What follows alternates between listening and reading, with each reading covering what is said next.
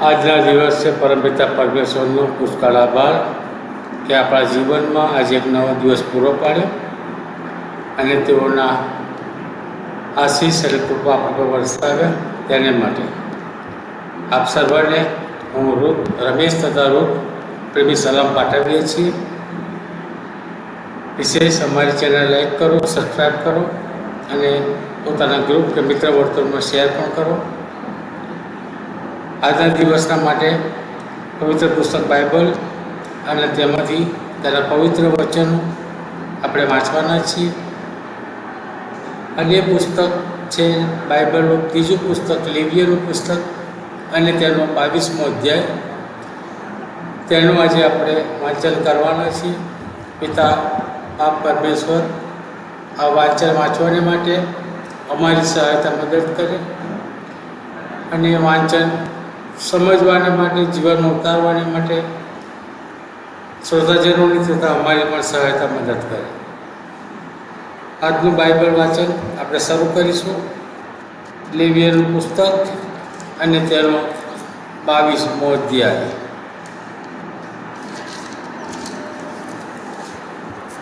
અને યહોવાએ મૂસાને કહ્યું, હારૂનને તથા તેના પુત્રોને કહે કે ઇઝરાયેલી લોકોની જે પવિત્ર વસ્તુઓને તેઓ મારે માટે અલગ કરે છે તેઓથી તેઓ દૂર રહે ને મારા પવિત્ર નામને વટાળે નહીં. હું યહોવા છું. તેઓને કહે કે તમારી વંશ પરંપરા તમારા વંશજોમાંના જે પુરુષ અપડાયેલો છતાં જે પવિત્ર વસ્તુઓ ઇઝરાયેલ લોકો યહોવાને માટે અલગ કરે છે તેઓની પાસે જાય. તે જન મારી સમક્ષથી અલગ કરાશે. હું યહોવા છું. હારૂનના સંતાનમાં જે પુરુષ કોઢી કે સ્ત્રાવી હોય તે પાછો શુદ્ધ થતાં લગી પવિત્ર વસ્તુઓમાંથી ખાય નહીં.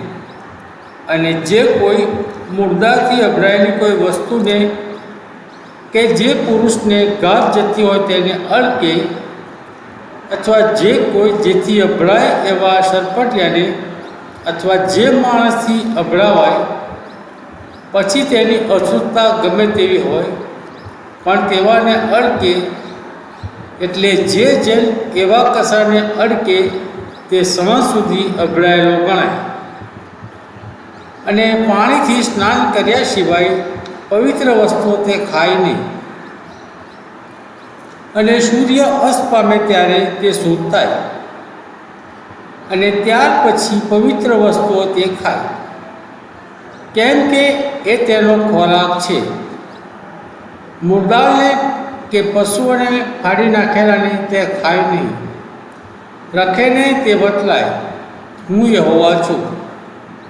માટે તેઓ મારું ફરમાન માને, રખે ને તેને લીધે તેઓને માથે દોષ આવે ને તેને વટાળીને તેઓ તેમાં મરે.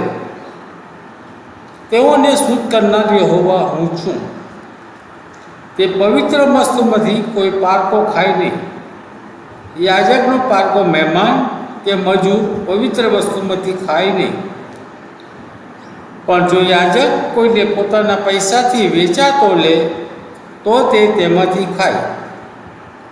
અને તેના ઘરમાં જે જન્મેલા તેઓ પણ તેના ખોરાકમાંથી ખાય. પણ જો યાજકની દીકરી કોઈ બહારના માણસની સાથે પરણી હોય તો તે પવિત્ર વસ્તુઓના ઉછાળ્યાપણમાંથી ખાય નહીં. પણ જો કોઈ યાજકની દીકરી વિધવા હોય કે છૂટાછેડા પામેલી હોય ને તેને સંતાન ન હોય ને પોતાના પિતાના ઘરમાં પાછી આવી હોય તો જેમ જુવાનીમાં તે ખાતી હતી તેમ તે પોતાના પિતાના ખોરાકમાંથી ખાય. પણ કોઈ પારકો તેમાંથી ખાય નહીં. અને જો કોઈ માણસ ભૂલચૂકથી પવિત્ર વસ્તુમાંથી ખાય તો તેમાં તેનો 1/5 ઉમેરીને તે પવિત્ર વસ્તુ યાજકને તે પાછી આપે.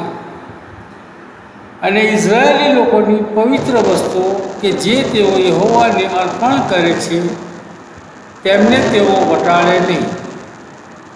અને એમ તેઓ તેમની પવિત્ર વસ્તુઓ ખાય નહીં પોતાને માટે દુષ્ટતાનો ગુનો ન લાગે, કેમ કે હું તેઓને શુદ્ધ કરનાર યહોવા છું. અને યહોવાએ મૂસાને કહ્યું, આરોનને તથા તેના પુત્રોને તથા સર્વ ઇઝરાયેલ લોકોને એમ કહે કે ઇઝરાયેલના ઘરનો અથવા ઇઝરાયેલ મધ્ય વસતા પરદેશીઓમાંનો જે કોઈ પોતાનું અર્પણ ચડાવે, પછી તે તેમની કોઈ માનતાને લીધે હોય કે તેમના કોઈ ઐચ્છિકાર્પણને લીધે હોય, પણ તેઓ તેને યહોવાની આગળ દહનાર્પણ તરીકે ચડાવે,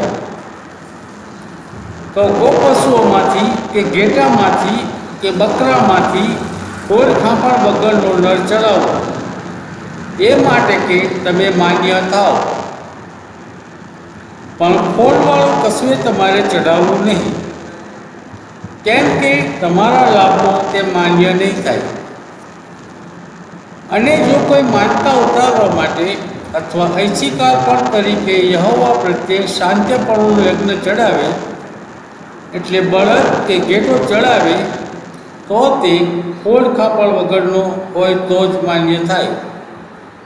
તેમાં કોઈ પણ ખોડ ન હોય, આંધળું કે નંદાયેલું કે લૂલું કે ઢીમાવાળું કે ખરજવાવાળું કે ખુજલીવાળું એવા તમારે યહોવાને ચડાવવા નહીં.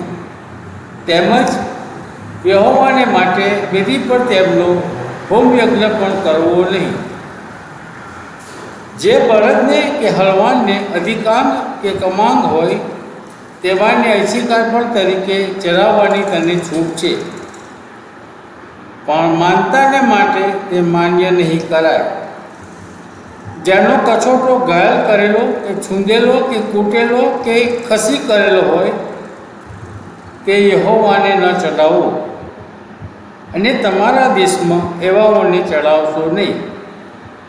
તેમજ પરદેશી પાસેથી પણ એવું કંઈ પણ લઈને તમારા ઈશ્વરને તેનું ખાદ્યાર્પણ ચડાવવો નહીં, કેમ કે તેઓની અંદર બગાડ સમાયેલો છે, તેઓમાં ખોડ છે, તેઓ તમારા લાભમાં માન્ય નહીં થાય.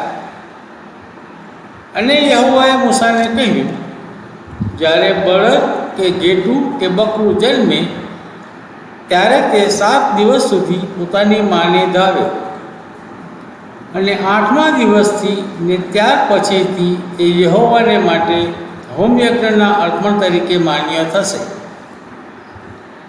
અને ગાય હોય કે ઘેટી હોય, પણ તેને તથા તેના બચ્ચાને બંનેને એક જ દિવસે ન કાપો. જ્યારે તમે આભારાર્પણનો યજ્ઞ યહોવાને ચડાવો, ત્યારે તે એવી રીતે ચડાવો કે તમે માન્ય થાઓ. તેને તે જ દિવસે તેને ખાઓ. તેમાંથી કંઈ પણ સવાર સુધી તમારે રહેવા દેવું નહીં. હું યહોવા છું. એ માટે તમે મારી આજ્ઞાઓ પાળો ને તેઓનો અમલ કરો. હું યહોવા છું. અને તમે મારું પવિત્ર નામ ન વટાળો, પણ ઇઝરાયેલી લોકો મધ્યે હું પવિત્ર મનાવું. તમને પવિત્ર કરનાર યહોવા હું છું, જે તમારો ઈશ્વર થવા માટે તમને મિસ્રમાંથી કાઢી લાવ્યો. હું યહોવા છું.